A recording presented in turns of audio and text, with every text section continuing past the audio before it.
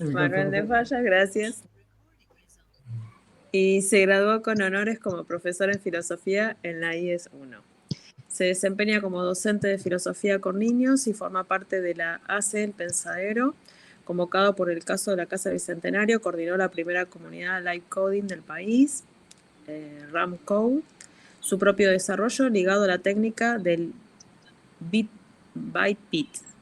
Obtuvo una mención de honor en el primer concurso de arte y tecnología del Fondo Nacional de las Artes. Como live coder se presentó en el C3, en el Centro Cultural San Martín, en el Centro Cultural Secorreta, en el Festival Mutec de Argentina, UNTREF y Media Lab Prado, Madrid, entre otros espacios. Actualmente coordina junto a su hermano David Vinaza el ciclo Código Liberado en el C3, enfocado en el software libre, la ciencia y el arte digital, y colabora con otros colectivos y proyectos artísticos vinculados de Chiptune, Arte Sonoro, Demoscene y DIV, etc. Bien, y también está con nosotros la profesora Paola Matos. Ella es diseñadora de interfaces y profesora de multimedios y de TIC en la S.A. Lola Mora y en la Manuel Belgrano y en otro lugar más que no me lo sé.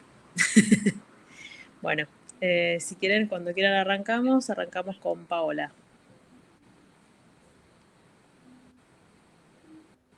Hola, ¿cómo están todos? Gracias por venir. En la UNLP y en la USAN, eran los otros lugares que faltaban. Pero sí. Bueno, hoy la idea es invitar a Gabo para empezar a presentar al dispositivo digital como un lenguaje de representación e interferencia en las representaciones de lo real. Gabo seguramente se va a enfocar en la parte más artística y en la parte más poética de la materialidad, y yo voy a hacer como una introducción para tratar de abarcar ciertos axiomas o características estéticas que tiene el medio y recorrer mínimamente una genealogía, pero muy por arriba porque entendemos el contexto y la complejidad. Estuve pensando por dónde empezar y creo que la manera más eficaz de empezar esto es hablar de algo que, como un hito histórico que muchos de los teóricos de la estética digital repiten, que es el anhelo que tiene cierta humanidad a poder generar una representación mimética de lo real. Hoy se diría la esperanza de mapear lo real, de poder cuantificar y simular lo real. Y para mí una de las cosas más claras para entender esta ambición humana son lo siguiente. Voy a compartir pantalla. Esperemos que ande y que sea divino. Generalmente no uso presentaciones yo. Yo lo que hago es como navegar imágenes. ¿Están viendo? Sí. Sí. Sí, Bueno, se ve. ¿qué anhelo más grande de interferir lo real, moldear lo real y generar un híbrido entre mímesis y fantasía que las arquitecturas de los pueblos originarios latinoamericanos? O, más cercano a la idea occidental de lo que entendemos por mímesis, las leyes de renacimiento de composición, donde un conocimiento cristalizado influye en las producciones culturales. Y empieza a haber una idea de comunicación o diálogo entre las intenciones creativas con los descubrimientos científicos de la época. Bueno, estamos acá, en el Renacimiento. Pero a todo esto, con la llegada de un dispositivo que tiene la propiedad de cuantificar información, procesar la información y representar la información, y a veces se le dice de una manera media reduccionista como una gran calculadora visual, que podría ser la computadora. No sé quién está metiendo ruido y me está haciendo mal. Sí, ¿pueden silenciar, por favor, los micrófonos las personas que están en el vivo? Gracias. Gracias, les agradezco, pero es muy como desconcertante. Bueno, Manovich dice que a partir del entrecruce de dos invenciones técnicas que son estoy buscando acá, chiquis, esperen un segundo, la máquina de Bagel, que era una máquina que permitía ingresar información y devolver una operación sobre esa información. Era una máquina que se usaba en la industria laboral y también en la industria textil. Yo ahora les voy a mostrar me parece que no la tengo acá, pero bueno, eran las máquinas que se usaban en la industria textil para generar estampas en la tela. Esas estampas se generaban codificando información en unas tarjetas perforadas que después la tela la representaba tejiendo el algodón.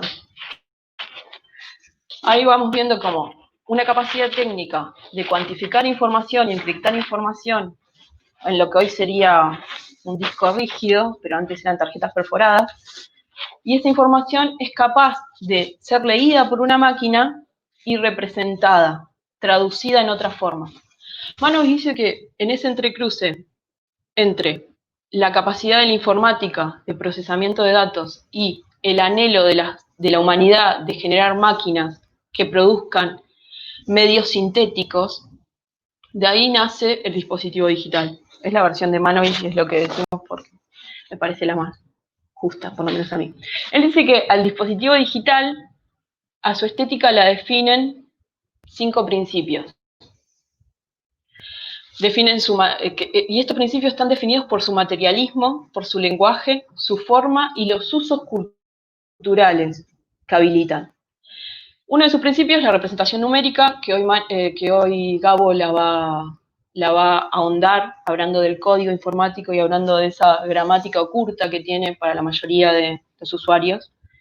Otro de los principios que nombra es la modularidad, o sea, los elementos compuestos por ese dispositivo digital en general son módulos que ya no se nos presentan como una obra que no tiene manera de interferir o una representación cerrada, sino que esa representación está compuesta por pequeñas modularidades. Como ejemplo de esto podemos mostrar ella es Lee Miquela. Bueno, le digo ella porque esto es más transhumano que otra cosa.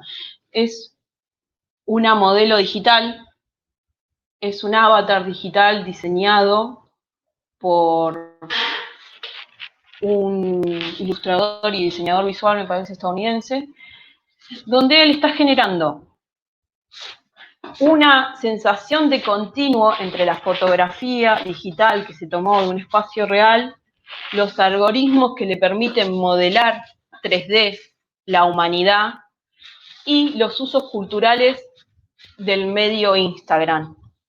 En eso genera un nuevo modelo, influencer, avatar. Esto sería imposible entendiéndolo bajo la lógica de los medios tradicionales, pues los medios tradicionales no se presentan nunca en un continuo abierto modularmente la intervención. Nosotros no podemos hacer un collage de distintas naturalezas. Se notarían los bordes. Y el chiste que tiene la estética digital es que los bordes entre los módulos son opacos. Para que funcione, yo cuando me enfrento a este tipo de producciones, tengo que entender que es un todo único en su propia apertura. O sea, eso está ahí, ella está al lado del boniato y tiene una textura de tejido en ese supermercado de primer mundo, y es una persona, un usuario de Instagram. Si esto no se entiende, me lo pueden preguntar, podemos... Sí, a lo mejor podríamos explicar un poco Bueno, lo que es otra una... manera de entender la modularidad... ahí estamos recomplejos. ¿Qué es un avatar? No, digo, Un llamando avatar para era... los que no están acostumbrados Sí. al arte digital. Pasa que acá no se presenta... bueno, pero más allá del arte digital, todos nosotros tenemos un avatar cuando somos usuarios de redes o de contenido digital o de plataformas digitales, de interfaces digitales. El avatar, lo voy a decir no desde el tecnicismo ni desde alguna corriente estética específica o teórica específica, es la representación del individuo dentro de Internet o dentro de los universos digitales. Es qué se entiende como individuo, es esa potencialidad que tiene el medio para que cada uno de nosotros se represente en el potencial como una cosa o un individuo, dependiendo de las posibilidades que me da Instagram o que nos daba Second Line en el 2000, no sé si jugaban al videojuego, o cuando juegan un videojuego, que se diseña en un avatar, se diseña en un ciudadano digital, no un ciudadano en términos estados, pero sí un habitante del universo digital. Ok. Sí, sí, ahora Lo que... que está buenísimo de esto es que ahí es un módulo, o sea, ahí vemos otro poder, ahí también la representación de la identidad también funciona como un módulo abierto, hackeable o intervenible o moldeable. Ya no hay una idea de identidad fija, aunque después está configurado por las interfaces y censurado por las herramientas o las variables que te da cada interfaz. Cuando me digo de interfaz, hablo de productos digitales, Okay. como es el Instagram. Bueno, voy a volver a los principios. Yo creo que hoy voy a hablar de los principios y le paso la palabra a Gabo. Bueno, otro de los principios, bueno, dijimos, está compuesto por un código discreto, que es representación numérica, que ahora Gabo lo va a explicar muchísimo mejor que yo. La forma, la obra, el producto digital es modular, está compuesto por unidades simples que forman una gran unidad, pero esas unidades simples se pueden interferir y moldear, no es ya una obra cerrada. Y el tercer principio es la automatización, que se dice que es como el eslabón o la característica que define el verosímil de los medios digitales o de la imagen, el producto digital. ¿Qué es la automatización? Yo antes, para poder hablar con ustedes, tenía que ir a la casa o levantar un teléfono. Ahora tengo una plataforma que me resuelve la vida, o sea, llamada videoconferencia. O sea, acciones que antes necesitaban praxis humana, ahora son inmediatas y flexibles a partir de el código y la potencialidad del código digital. ¿Cómo borrar? Yo ahora no tengo que agarrar una goma y ejercer mi fuerza sobre una superficie que contiene información, sino que hay un botón que me lo resuelve. Yo laburé mucho tiempo en publicidad y cuando venían la gente de Google a hacernos como el entrenamiento de marketing, siempre era re loco porque, suponte, en Estados Unidos Google está muy bastardeado por monopolio, por toda esta cosa de tecnología mala y todo ese fantasma que tiene atrás, pero ellos rescataban que la mayoría de los usuarios, en gran porcentaje de respuesta, seguían priorizando Google, aunque son totalmente conscientes que la información ahí es patrimonio del holding Google, porque Google era automático, era eficaz, no tiene tiempo de reflexión. Hay un botón que me lo resuelve. Yo sé que Google es automático y eficaz, y ahí funda su verosímil y su alianza de marca. O sea, la automatización es procesos que antes eran desarrollados por acciones humanas, ahora son desarrollados por técnicas digitales. Ahí también hay una idea de tiempo y espacio que cambia y se reconfigura, pero ahora podemos hablar un poquito de eso. Variabilidad, mi querida variabilidad.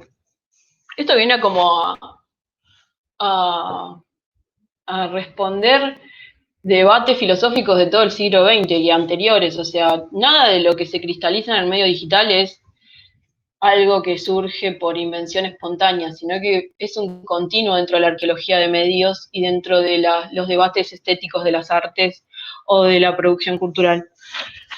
La variabilidad, o sea, es el anhelo de Humberto Eco. O sea, yo me enfrento a una producción digital que tiene como característica más importante que no está estanca ni en espacio ni en tiempo.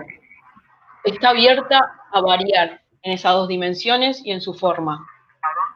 Y también un dato sonoro se puede representar gracias a la potencialidad del código digital en imagen, en video, en color. Hay esas transformaciones. O sea, las naturalezas son híbridas, dejan de ser fijas. Yo sé que es hiper complejo, si quieren preguntar, pregunten y podemos revisar Hola, ¿qué tal, Javi? Muteate que se cosas. escucha Pero todo. pregunten, no Pumba. tengan ningún tipo de... Ok. Y ahora viene la más importante. Para me gusta la semiótica y me gusta más el estudio de los discursos, que es la transcodificación cultural. ¿Qué ahora? O sea, lo que le faltaba al medio digital era... ¿Quién está hablando? No sé más. Pueden mutear los Lo que micrófonos. Ahí va. Gracias. Lo que también te posibilita la variabilidad es que vos no tenés ya un recorrido lineal. No hay que, para acceder al discurso total de la obra, como es una película, yo tengo que ver aristotélicamente el relato desde el inicio, el nudo, el desenlace. No, acá ya no hay esa linealidad para acceder al relato o el discurso de la producción cultural o de las imágenes, del arte que hay ahí funcionando. Su lenguaje no funciona así, sino que genera la sensación a partir de la automatización de control del relato. El usuario tendría que tener la sensación de que va construyendo el relato a medida que va navegando o que va dialogando con la interfaz digital. Bueno, la transcodificación cultural es algo que en el principio del diseño de estos medios, de este medio mejor dicho, había un gran problema, que ahora lo van a ver cuando vean con Gabo, cuando vean la gramática específica que tiene el código de programación. Como esa gramática implica una curva de aprendizaje alta o prolongada, que tampoco es tanto, pero también ahí hay una decisión política, estos locos, para volver masiva, estoy hablando cuando hablo de estos locos, hablo de la hegemonía de las empresas que hicieron la hegemonía de representación de interfaces o de los software, que podrían ser Windows y un par más. Como ellos necesitaban introducir este medio en la masividad de las casas, necesitaban usar simbología o codificaciones culturales previas. Y de ahí viene que toda interfaz de escritorio tenga una papelera. No sé si están viendo, si se ve, voy a buscar una papelera. ¿Cómo es más fácil identificar, tirar en una papelera, en el icono de una papelera, que tirar un código, que escribir la gramática, la sentencia en una terminal? Esto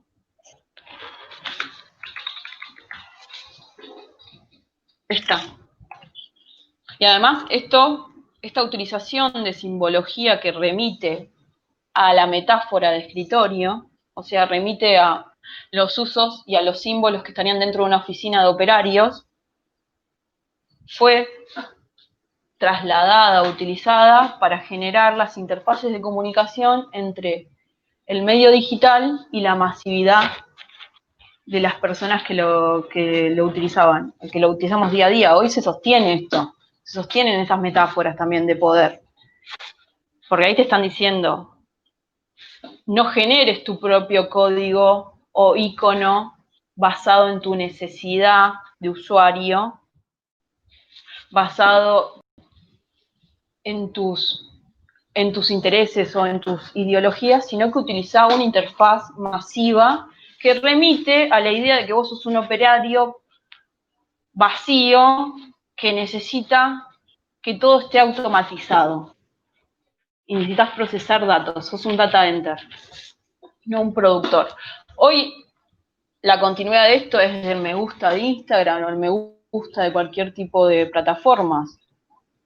Y en ese gesto tan simple como poner me gusta, también hay transcodificación cultural. ¿Por qué? Porque el me gusta, que hace sentido dentro del universo digital, hoy, a partir de el entrecruce y la popularidad que tiene el medio y la relevancia que tiene de representación, te puede voltear un presidente. O te puede generar el rechazo a un artista o el scratch a un artista. O sea, un símbolo que nació dentro del universo digital empieza a tener sentido por fuera del universo digital en la masividad de la cultura. A eso es lo que va Manovis cuando dice transcodificación. Bueno, antes el medio digital, para poder generar su lenguaje de comunicación o generar un estándar, utilizó no apolíticamente una metáfora de lo real, de la cultura previa, que podría ser, o sea, la metáfora de escritorio es una continuidad de la línea de embalaje fordista, o sea, está ahí. Hoy ya no necesita tanto, sino que lo digital empieza a generar cultura masiva y a impactar por fuera de la pantalla. Ya, o sea, yo creo que sería una terquedad pensar que lo digital no construye real hoy. Y agenda y política y formas de vida y formas de habitar. Más después de este alineamiento obligatorio. Y en la educación es fundamental pensar esto. Bueno, por eso es mi versión política. Esto también es, el ejemplo más tonto es, a ver si tengo, ¿te acordás, G? Que pasamos en las clases. Es el otro Sí, archivo acá no, que no, es mostrar. este. O Es ese este. de... Sí. El ejemplo más tronto de un signo de lo digital haciendo sentido en lo real es el graffiti este. ¿Dónde? Y el meme que construye, ¿lo entienden? ¿Qué es control C más control V? Ustedes hoy cuando cierran los ojos y piensan en buscar, ¿en qué piensan? ¿Qué signo visual, qué significante visual se les viene a la cabeza? Google. No pueden escapar. Está en Google, sí, tal cual. O sea, eso es el impacto cultural más grande que tiene lo digital. Y en esas reconversiones, que ahora puede ser que se vuelvan asimétricas y que lo digital genere más impacto, por lo menos en los centros de poder, en lo real que lo analógico. Esta idea de retroalimentación de los universos también se daba en las obras de Nayun Pain, donde hay una interrelación de lenguajes y de historias y de estéticas del arte para generar una obra, una representación. Estamos en Nayun Pain, podemos estar en la Menezunda, que también son como papás de todo esto, de la idea de obra total, de una obra multimedia, de una obra que va a implicar la variabilidad material, una dimensión espacio-temporal distinta, y donde va a tratar de generar experiencia total, pero también una experiencia que conflictúa la mímesis, porque lo que te permite lo digital es que vos querés ser una modelo 3D, querés medir esto, podés moldearte y representarte como quieras. Ese es el gran potencial liberador que tendría el medio digital, que todas las fantasías, si supiéramos el lenguaje que nos va a venir a contar específico ahora Gabo, potencialmente podrían estar representadas. O sea, no habría una idea de mundo digital, sino que habría múltiples ideas de mundo digitales y múltiples representaciones de esas sensibilidades. Obviamente la batalla está perdida en Internet, pero capaz que desde el lado de Gabo hay algo para hacer. Después les quería mostrar la Lula, que es como, bueno, esta idea de conocimiento compartido, esta idea de conocimiento rizomático. Ustedes conocen la Lula TV, es como es de Luciana. Después también les quería mostrar los primeros gráficos digitales. Esperen que voy a tratar de compartirlo por el otro lado.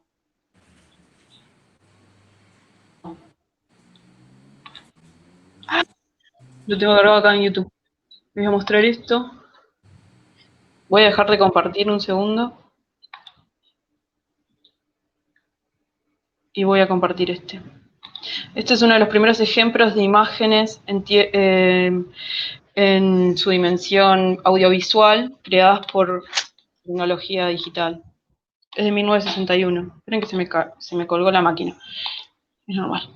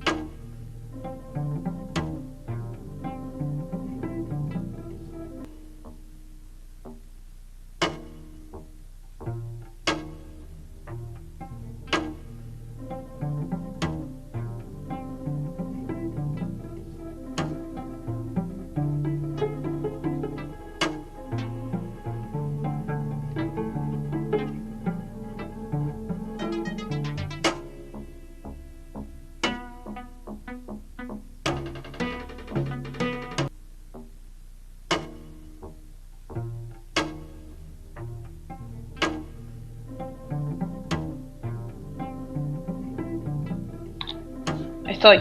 Me están escuchando. Genial. Echemos a YouTube.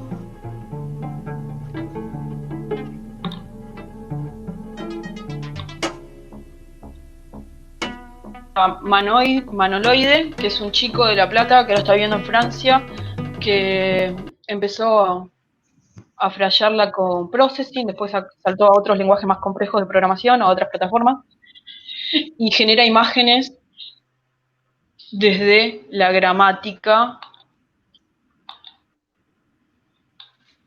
O sea, todo esto está programado. Él no pinta, sino que tipea código. ¿No me están viendo la pantalla? No, ¿O es una mala noticia? yo no estoy viendo, no. Ahí voy. Sí, perdón, ahí está. Este es Manoloide. Pasa que está muriendo la computadora. Creo que tenés demasiadas ventanas abiertas. A lo mejor tendrías que cerrar un par. Es la verdad. No. Voy a resistir y no se cierran las pestañas. Mentira. Todas estas imágenes están producidas no él pintando o utilizando el mouse y cliqueando botones de Photoshop o de algún otro software de diseño digital, sino que están tipeadas. O sea, la persona esta escribe algo que podríamos decir que es muy cercano a la poesía, que ahora lo desarrollará Gabo, para crear estas imágenes. Algo que también puede ir de la mano de lo de Ferrari y el arte poema, o sea, la tipografía como poética y la topografía como forma en el lienzo, o sea, esto viene a inscribirse en esas tradiciones, no es que sale de la nada. Con las visualizaciones anteriores, o sea, saltamos de 1961 con esos gráficos a lo contemporáneo de este chico que tipea código para producir estas visualidades. O sea, escribe código de programación para producir estas visualidades. Cambió el pincel por un teclado.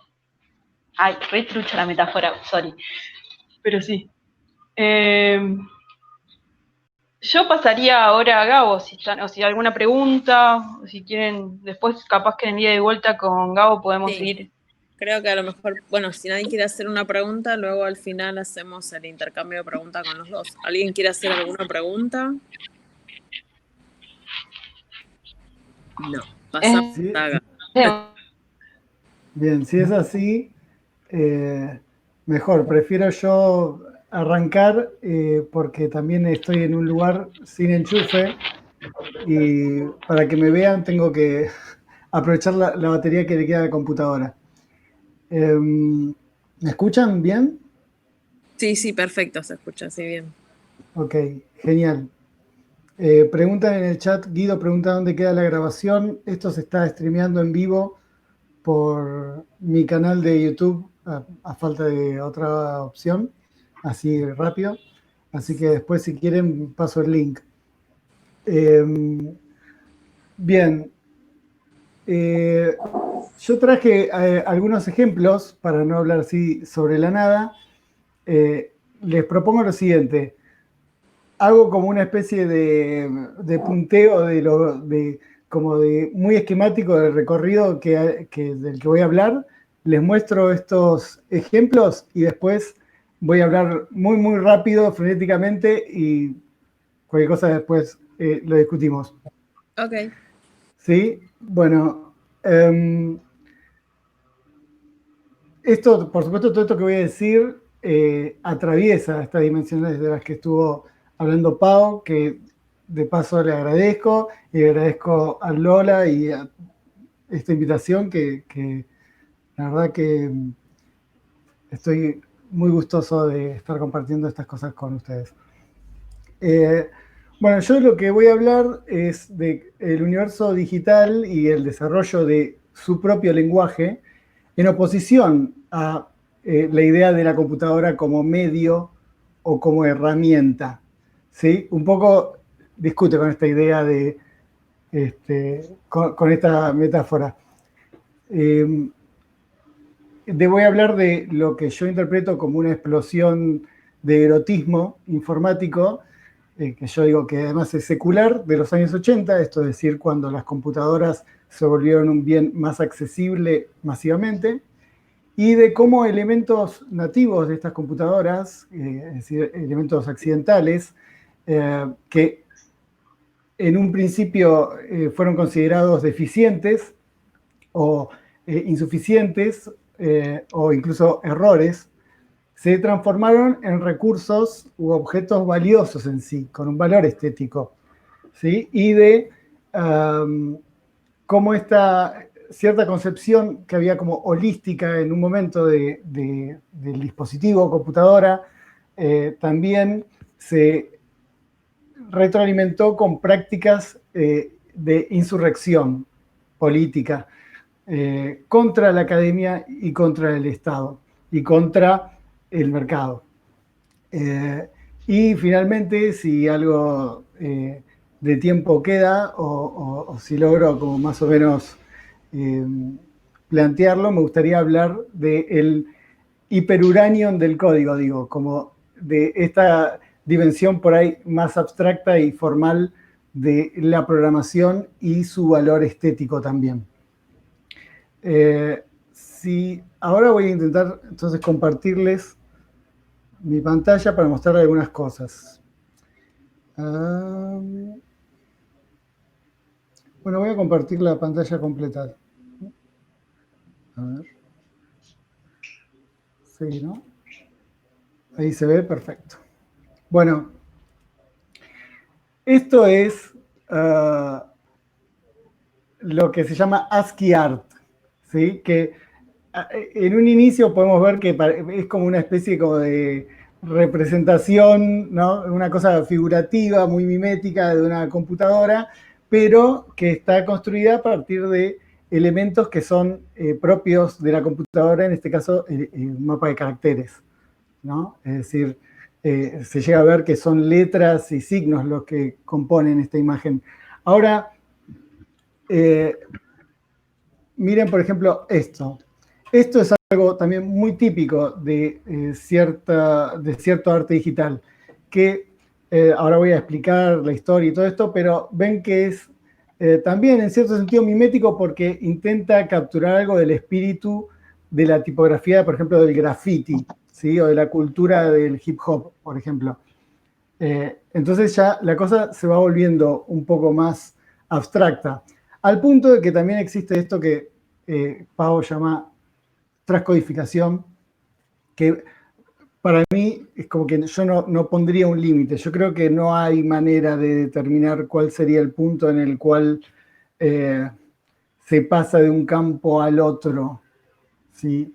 Pero bueno, acá tenemos un graffiti, digamos, más, no sé cómo decirlo, más propiamente dicho, ¿sí? Algo que alguien grafiteó efectivamente en una pared, pero la tipografía y el estilo de lo que muestra está inspirado en lo que vimos antes, en estos caracteres de las computadoras.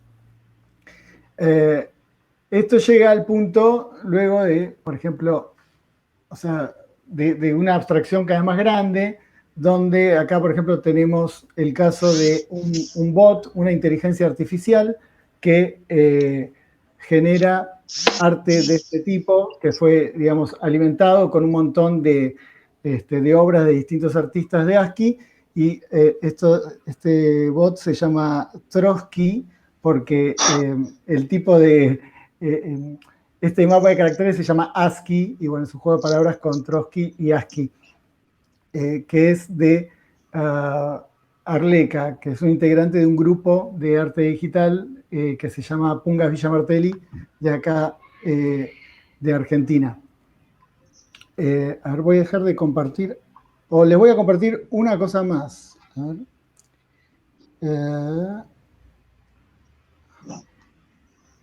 Bien, esperen un segundito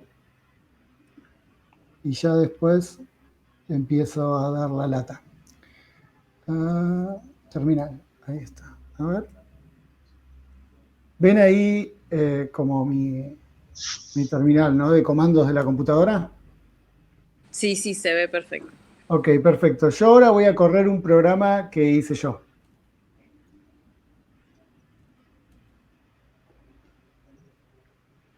Esto es un programita que hice que lo que hace es dibujar usando los distintos colores de la terminal, o sea, de esta interfaz en la que se puede escribir en la computadora, pero todos estos motivos son generados a partir de una fórmula que yo puedo modificar en cualquier momento, ¿sí?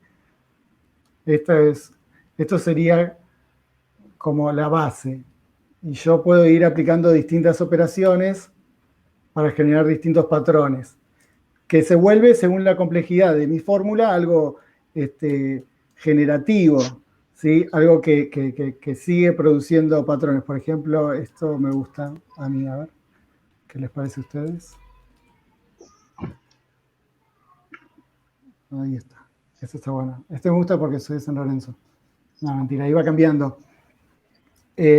Bueno, todo esto es generado en tiempo real en la computadora. No estoy utilizando ningún tipo de interfaz gráfica ni lenguaje de programación pensado para hacer arte gráfico. O sea, estoy utilizando simplemente comandos que están disponibles en la terminal. ¿Sí? En esto de que por ahí sí hay gente de mi edad o más grande va a comprender que es algo parecido a lo que era, por ejemplo, la línea de comando de un sistema operativo de un DOS. ¿Sí? Esto es algo más similar a eso. No necesito prácticamente ningún recurso de procesamiento para hacer esto. Y este programa es Esto se llama Bunch y es un programa que hice yo. Es un programa para hacer live coding visual. Digamos. Yo puedo, porque a medida que esto va avanzando, yo lo puedo frenar en cualquier momento y cambiar la fórmula y claro, cambio. Es una expresión lógico-matemática, ¿sí? Bien. Entonces yo puedo ir haciendo cualquier cosa. Bueno. Muy poético me parece el programa, está bueno. Bueno, gracias. Ahora voy a explicar un poco cómo desarrollar más histórica y teóricamente como toda esta historia, a ver de qué la va. Por momentos voy a leer, no lo hago porque de apático o inexpresivo, sino todo lo contrario, porque si no empiezo a divagar y me voy por las ramas, entonces voy a tratar de leer para no divagar tanto.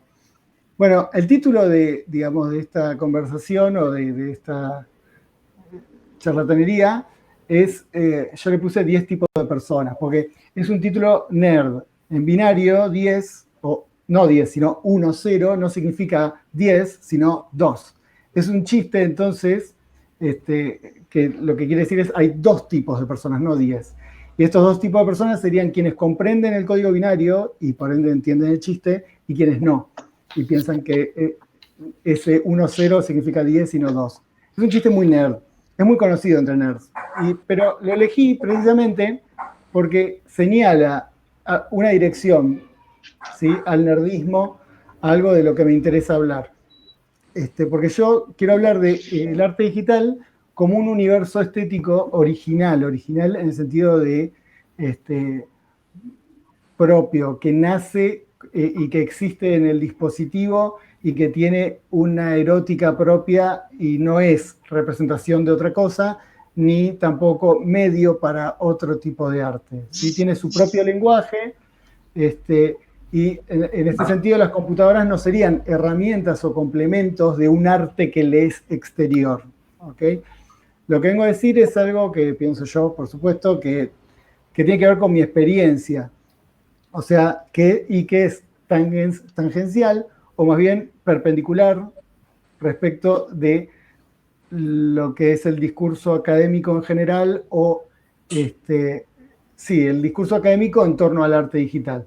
Yo estudié filosofía y entonces van a notar que uso conceptos medios rimbombantes y referencias en algún momento, pero lo hago en un sentido más general, que no tiene que ver con lo que sería el canon estético contemporáneo. Por el contrario, van a ver que en muchos aspectos, para mí, tienen más relevancia ciertos fenómenos que tienen que ver con la industria y con el mercado que con la reflexión teórica de la academia.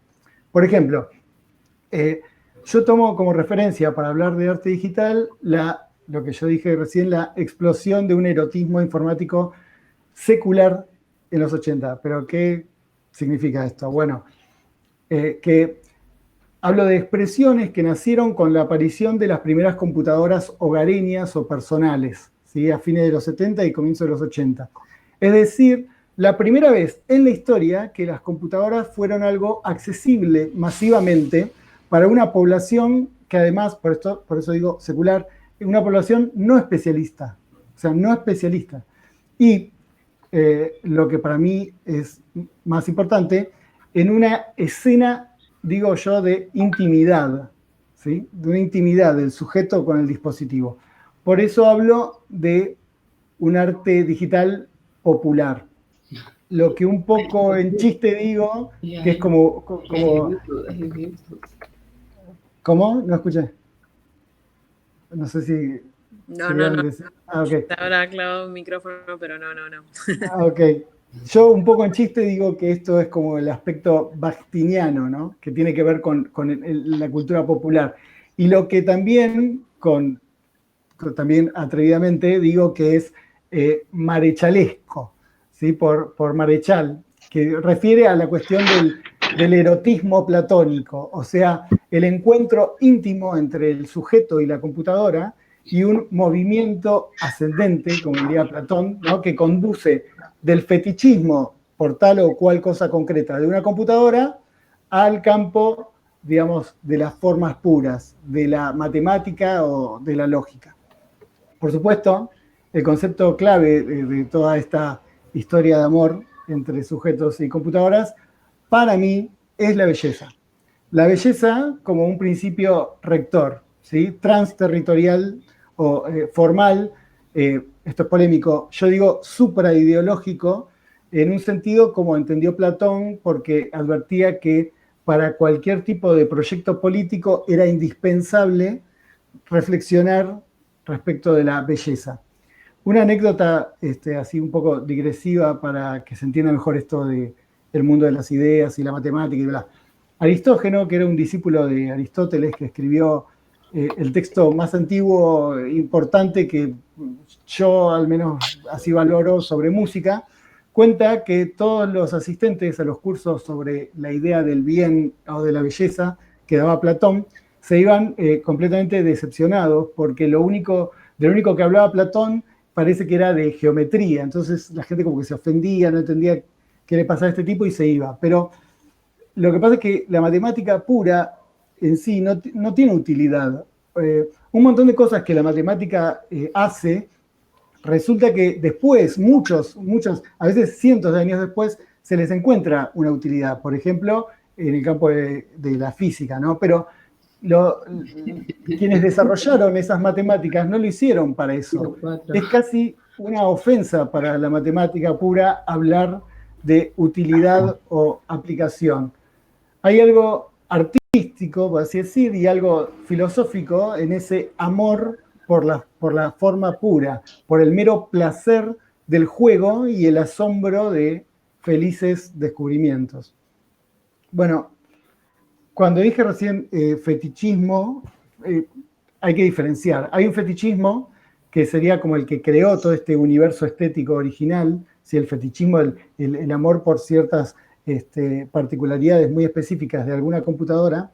Y hay otro fetichismo que es el de la apropiación, que sería como pasteurizada del otro, ¿no? Digo pasteurizada porque vamos a ver que un montón de aspectos de este nacimiento artístico tienen que ver con el hacking y con cierta indiferencia que representan gestos insurrectos, prácticas que boicotean o por lo menos ponen en duda la permanente avidez de novedad, de la producción y el consumismo desenfrenado, como por ejemplo la obsolescencia programada.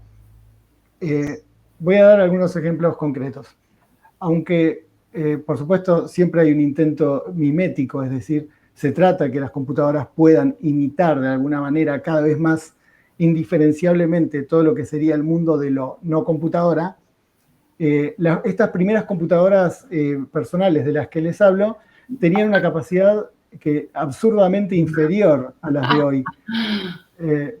No entiendo si es como que querés intervenir. ¿Hay alguien que tiene el micrófono abierto? ¿Hay alguien que tiene el micrófono abierto? Si pueden apagar el micrófono. Anabel. Gracias. O Luisa, no sé.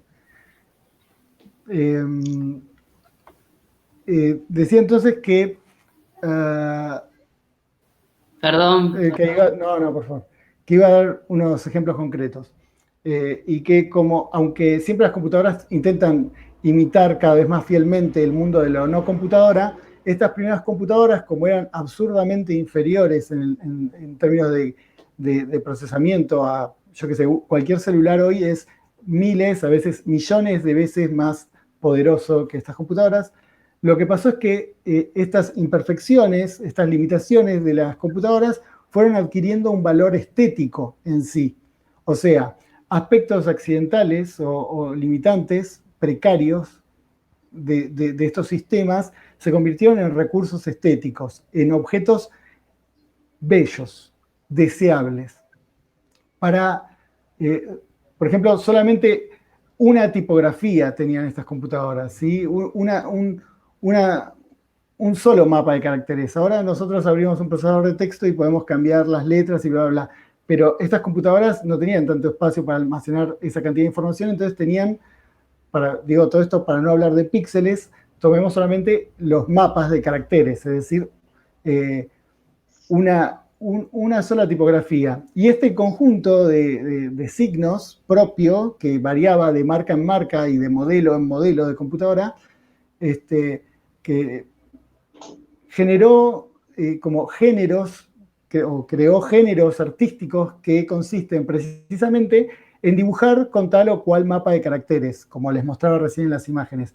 Pero esto no es nada más que una especie como de puntillismo digital, donde se toma como átomo un carácter y ya está, sino que existen obras abstractas donde los caracteres mismos son protagonistas, ¿sí? Donde su juxtaposición, sus texturas, su diseño, sus evocaciones, ¿sí? se vuelven protagonistas, como lo que les mostraba recién en el código, ¿no? Y los ejemplos que daba son de, por ejemplo, Trotsky, de Arleca, de Punga Villamartelli, que es una inteligencia artificial que fue alimentada con obras así en ASCII, en caracteres ASCII, que genera sus propios dibujos.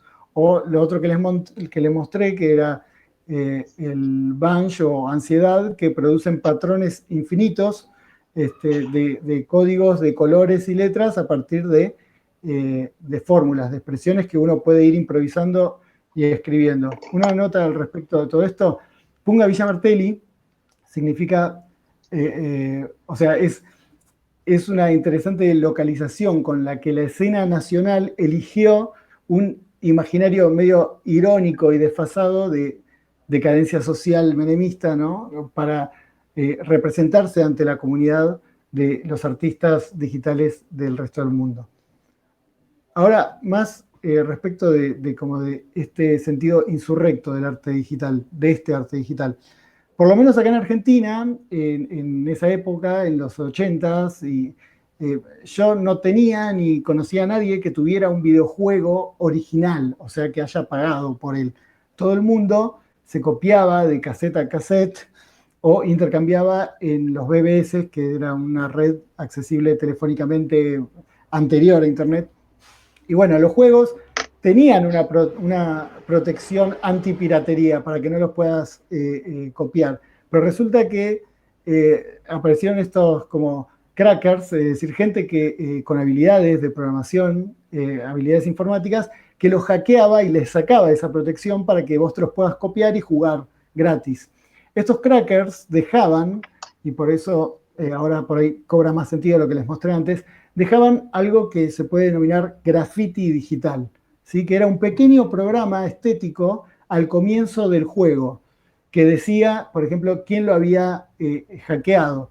Eran grupos con seudónimos medio así como cyberpunks y que metían animaciones y música que finalmente era muy superior a las animaciones y la música del juego. Entonces se volvieron estos grafitis también como objetos de contemplación, ¿sí? de placer estético.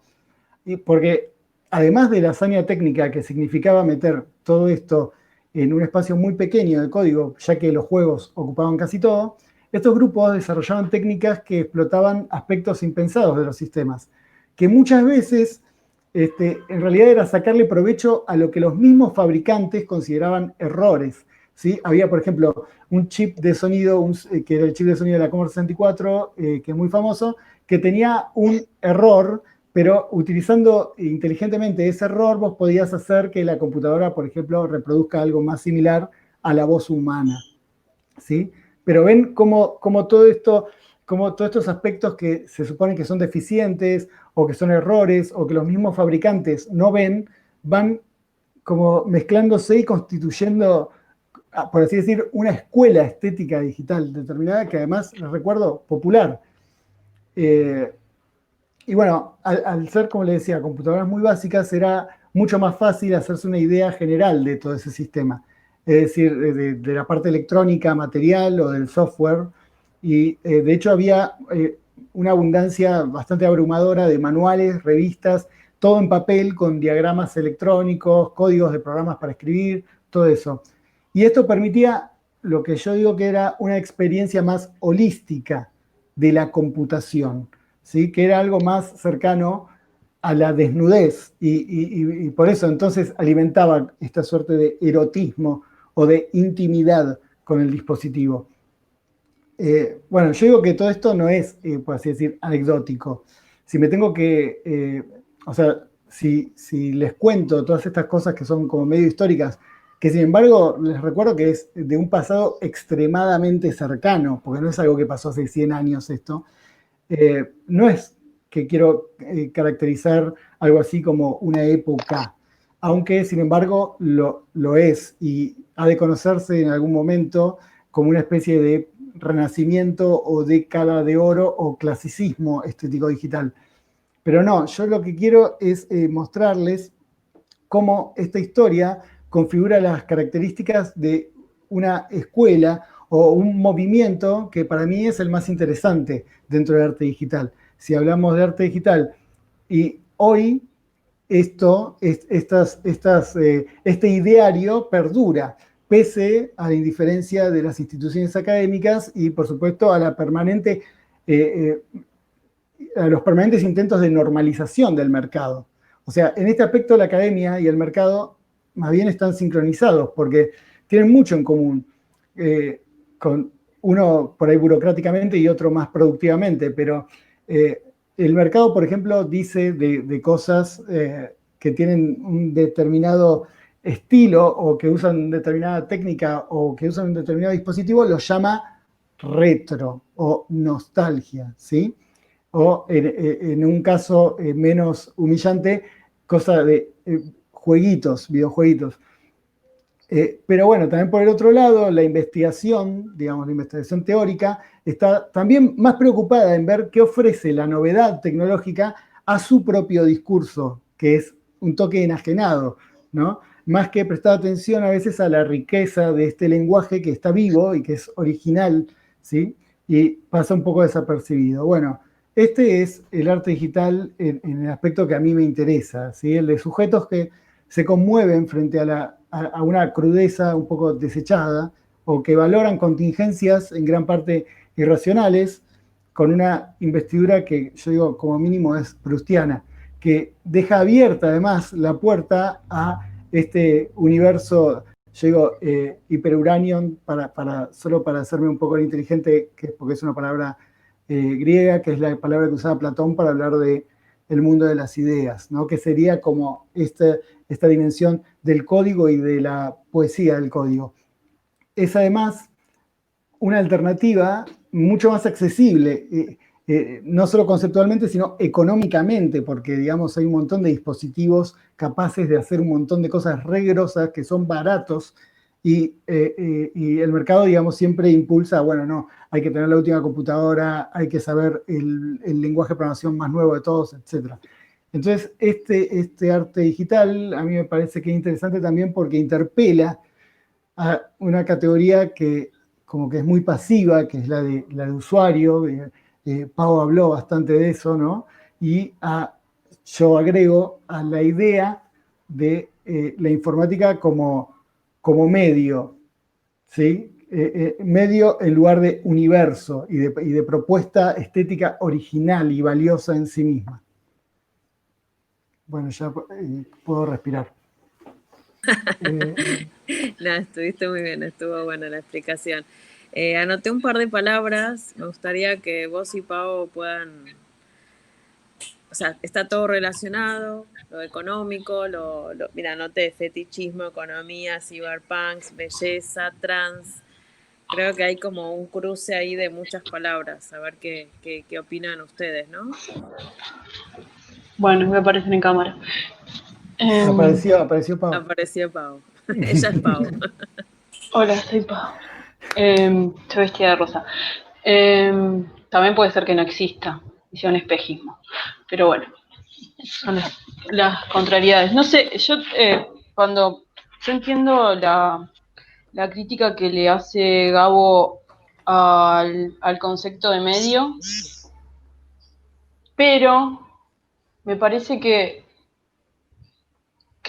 esto es en detrimento de cierto predominio de lo digital como multimedia. Hay como una idea de representar lo digital como algo multimediario, como la concreción del teatro griego, la obra total, suponte. Sí, Que siempre son me gustó como eso. sinónimos. Claro, estuvo re bueno, me gustó mucho esa referencia que hiciste a esta cosa como wagneriana de la obra de arte total. Es como, ahora es como cualquier persona en su casa con su computadora es como que de pronto parece como que que le es accesible algo de eso, ¿no? O sea, No, el obviamente no. fetiche pasa a ser más cercano, ¿no? El fetiche ya no es el que está solo en el museo. No, pero no es que se reconfigura una idea de fetiche, porque al tener esta idea de usuario, se anula cualquier potencialidad, en términos casi espinocianos, de generar un accidente que instaure un nuevo sensible, o un sensible personal, o un sensible íntimo, a no ser que tengas este tipo de retórica erótica a través del código que él mantiene con la compu. O sea, en Gabo o en las personas que manejan ese lenguaje, que no son usuarios, están escribiendo literatura ahí. O sea, ni siquiera literatura porque no sería arte en este caso, sino que poética. Pero porque pueden trascender la idea de usuario, donde el usuario es un estándar. O sea, ya ni siquiera necesitamos fetiches. tenemos interfaces hegemónicas. Claro, Para sí, eso. yo totalmente, y que es además una de las cosas con las que más hay que machacar, ¿no? Esta cuestión de desarmar al usuario, digamos, en la medida en que alguien tiene una computadora y solamente, digamos, tiene una relación así de usuario, como generalmente entendía, es una especie como de desperdicio increíble. Y además de cómo vos también hablaste, ¿no? De toda esta cuestión que es infinita, desde Big Data a la inteligencia artificial y todo lo que yo creo que de acá a 5 años va a ser una transformación zarpada. No sé si hablamos de esto, de lo que es el GPT-3, que es una inteligencia artificial de OpenAI, que es una inteligencia de